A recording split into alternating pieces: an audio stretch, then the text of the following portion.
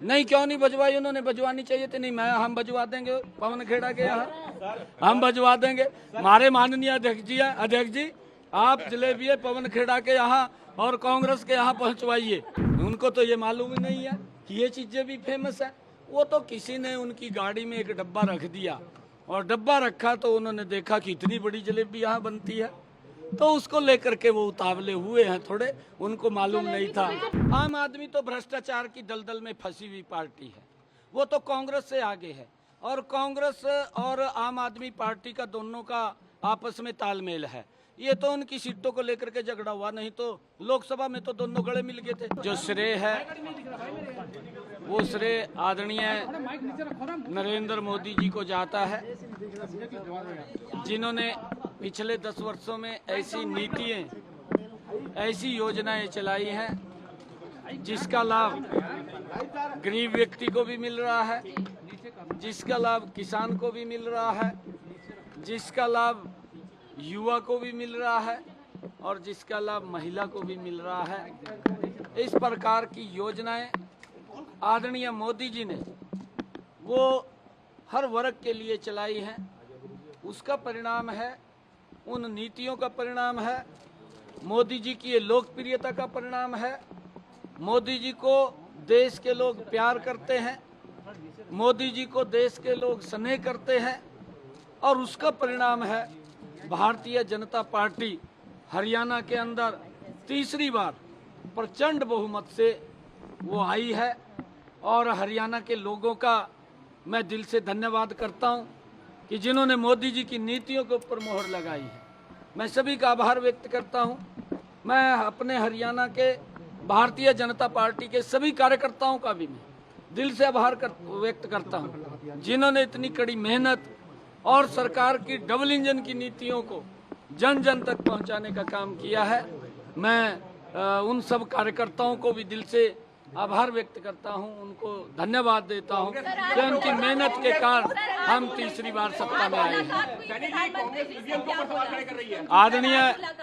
आदरणीय प्रधानमंत्री जी से शिष्टाचार मुलाकात हुई है, क्योंकि मैंने हरियाणा की जो प्रचंड जीत हुई है उसके बारे में आदरणीय प्रधानमंत्री जी को बताया है। और मैंने कहा है प्रधानमंत्री जी को कि आपको हरियाणा के लोग बहुत प्यार और स्नेह करते हैं और उसका परिणाम है कि आज तीसरी बार भारतीय जनता पार्टी को इतनी बड़ी सीटें दे करके ये तीसरी बार हरियाणा में डबल इंजन की सरकार बनी है।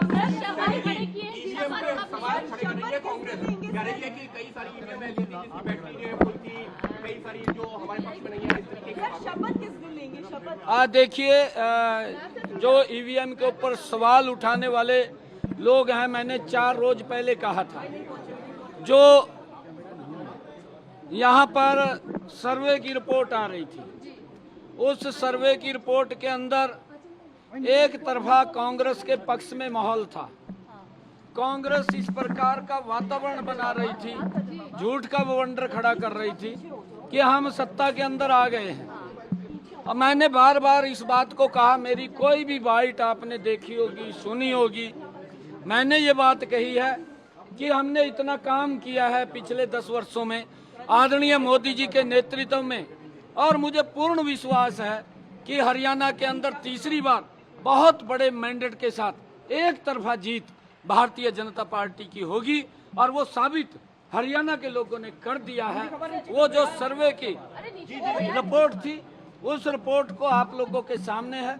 मेरे को ये भी पूछा गया था, जब पत्रकारों ने ये पूछा था कि सर्वे ये दिखा रहे हैं, मखा सर्वे की अपनी रिपोर्ट होती है, उनका अपना आंकलन होता है, मैं उसके ऊपर कुछ नहीं बोलना चाहता, परंतु मेरा भी आंकलन है, क्योंकि मेरा आंकलन ये है कि मोदी जी ने जो काम किए हैं, मुझे पता, उन्होंने गरीब के लिए 5 लाख रुपए का आयुष्मान कार्ड दिया है। आज गरीब व्यक्ति को इस बात की चिंता नहीं है कि उसके इलाज के लिए पैसा कहां से आएगा। ये सम्मान अगर कोई दे रहा है तो नरेंद्र मोदी की ही योजना है, जो गरीब व्यक्ति को संबल बढ़ाने का काम मोदी जी कर रहे हैं।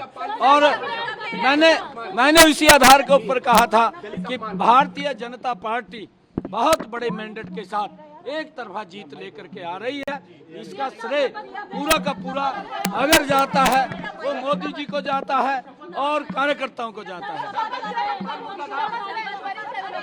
देखिए इसके बारे में मुझे नहीं मालूम है, मेरे को नहीं देखिए मेरी जो ड्यूटी थी मैंने वो पूरी की है। ये हमारा पार्लियामेंट्री बोर्ड तय करेगा। अभी हमारे ऑब्जर्वर भी आएंगे, वो ऑब्जर्वर और मुझे नहीं मालूम है, वो केंद्र तय करेगा, हमारा पार्लियामेंट्री बोर्ड तय करेगा। विधायक दल अपना नेता चुनेगा, किसको चुनेगा किसको नहीं चुनेगा। जिसको भी चुनेगा हमारी पूरा का पूरा विधायक दल, हमारे यहाँ कोई किंतु परंतु तो है नहीं। हमारे यहाँ कोई ये भी नहीं कहता कि ये जो पार्लियामेंट्री बोर्ड का आदेश होगा वो सिर माथे के ऊपर होता है। और वो मैंने कहा है कि केंद्र तय करेगा, हमारे ऑब्जर्वर आएंगे, ऑब्जर्वर उसको जो आएंगे वो तय करेंगे। और जब दायित्व संभालने के लिए तैयार है, जिम्मेदारी नहीं, देखिए मैंने कहा है कि हमारा पार्लियामेंट्री बोर्ड इस बात को तय करता है और पार्लियामेंट्री बोर्ड का फैसला वो अंतिम फैसला है। जो भी फैसला उनका होगा वो सर्वमान्य है।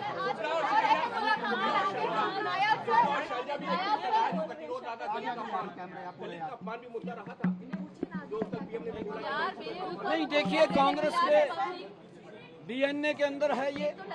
इन्होंने कभी भी दलितों का सम्मान नहीं किया। दलितों को अपमानित करने का काम ये कांग्रेस पार्टी करती रही है। और कांग्रेस ने हमेशा, आप इनका कार्यकाल देखिए, ये यहाँ से नहीं है। इन्होंने डॉक्टर भीमराव अंबेडकर जी को सम्मान नहीं दिया, उसको अपमानित करने का काम ये कांग्रेस पार्टी ने किया। जिस पवित्र संविधान की रचना डॉक्टर भीमराव अंबेडकर जी जो उसके मुखिया थे उन्होंने उसका निर्माण किया, उस पवित्र संविधान को भी अपमानित करने का काम ये कांग्रेस पार्टी कर रही है। इन्होंने पिछले इलेक्शन के अंदर उस पवित्र संविधान की बुक उठा करके किस प्रकार का झूठ वो देश के अंदर बोलने का काम किया। मैं बार बार ये बात कह रहा था, इनका झूठ 3 जगह चला है। एक हिमाचल में चला है, एक कर्नाटक में चला है, एक तेलंगाना में चला है। और अब इनका झूठ बिकने वाला नहीं है। अब इनका झूठ राजस्थान ने ठुकरा दिया है, मध्य प्रदेश ने इनके झूठ को ठुकराया है और छत्तीसगढ़ ने इनके झूठ को ठुकराया है। अब हरियाणा के लोगों ने इनको बाहर का रास्ता दिखा दिया है कि ये झूठ बोलते हैं, इनके पास झूठ से सिवाय कुछ नहीं है। इनकी मंशा को, इनकी सोच को आज समझ चुके हैं कि कांग्रेस विकास की बात नहीं करती, झूठ की बात करती है और उस झूठ को लेकर के उनको नकारती है। अनिल विज ने कहा है कि अगर हमें मौका मिलता है तो बिल्कुल सीएम की दावेदारी करेंगे नहीं, मौका मिलेगा तो चूकेंगे नहीं। अनिल विज हमारे नेता हैं, हमारे नेता हैं। वो अगर उन्होंने कुछ कहा है तो वो हमारे नेता बोल सकते हैं, कह सकते हैं। मुलाकात होनी है प्रधानमंत्री से आपकी? मैं आपको बताऊंगा। मेरी सभी उच्च लीडरशिप का मैं धन्यवाद करना चाहूंगा क्योंकि उन्होंने हमें संभाला है। उन्होंने आकर के हरियाणा के अंदर सभी हमारी बड़ी उच्च लीडरशिप ने, चाहे माननीय अमित शाह जी हैं, चाहे आदरणीय जगत प्रकाश नड्डा जी हैं, आदरणीय ठाकुर राजनाथ सिंह जी हैं, हमारे धर्मेंद्र प्रधान जी हैं, हमारे विप्लव कुमार देव जी हैं, हमारे सुरेंद्र नागर जी हैं और हमारे सतीश पूनिया जी हैं। हमारी जो केंद्रीय उच्च लीडरशिप है उन्होंने हमें संभाला है और हमारे इलेक्शन को गति देने का काम उन्होंने किया है। और जो मोदी जी की नीतियाँ हैं उनको एक मजबूती से नीचे तक पहुंचाने का काम किया है। हम सबको मिलकर के उनका धन्यवाद करेंगे।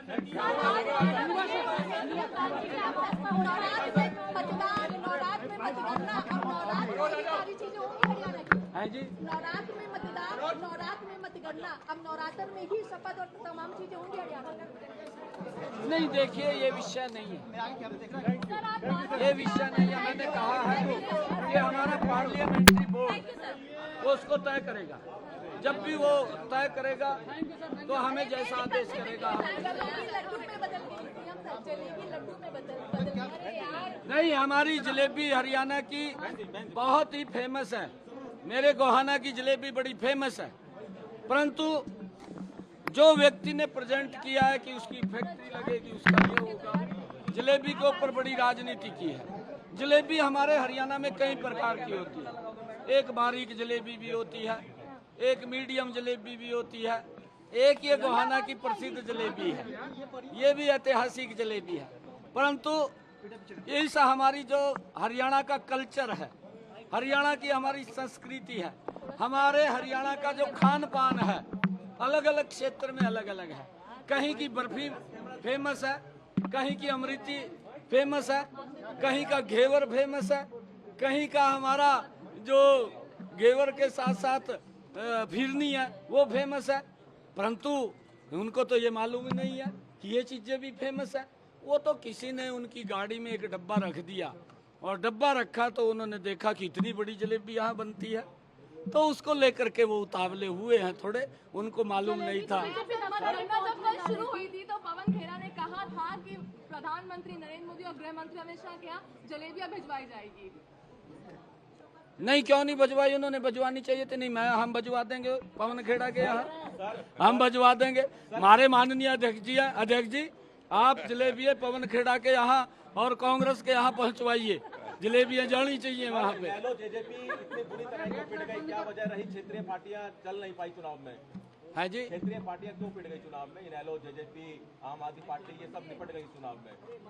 आम आदमी तो भ्रष्टाचार की दलदल में फंसी हुई पार्टी है, वो तो कांग्रेस से आगे है।